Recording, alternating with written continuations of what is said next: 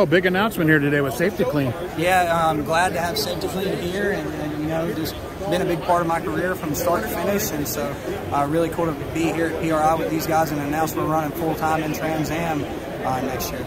You said in another interview that you had to reevaluate. I don't think you used the word step back, but you know, this is a growing series. There's a lot of guys like the announcement earlier coming over and running it, and popular with a lot of people. You know, even like Scott is was successful in ARCA and run well in trucks and ASA and all that.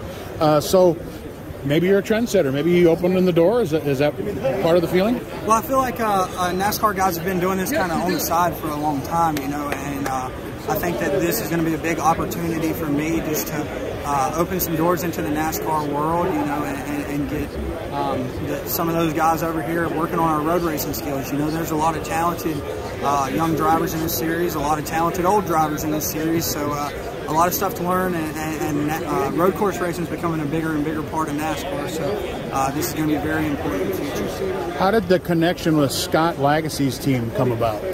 So Scott Legacy he's just a good dude.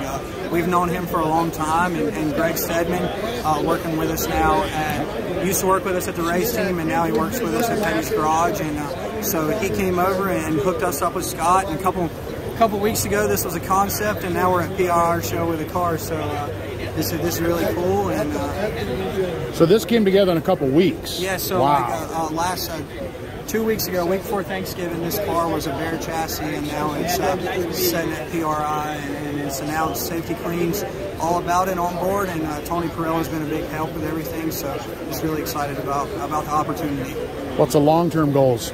Long-term goals, I would say, is obviously to work my way back into NASCAR, you know, but I think this gives us the opportunity to go a bunch of different routes. That you could go the IMSA route from here, you could go IndyCar, F1, I mean, all kinds of stuff you could do from this road course stuff. So just opening some doors for us and opportunity, and hopefully we can work our way back into some NASCAR truck and Xfinity stuff here in the coming years. Short-term goals? Short-term goals, win. That's it. Win races, win a championship, and just prove we belong in a race car every week.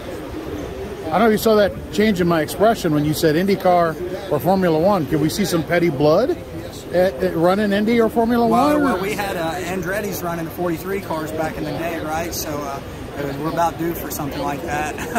But no, it would be cool.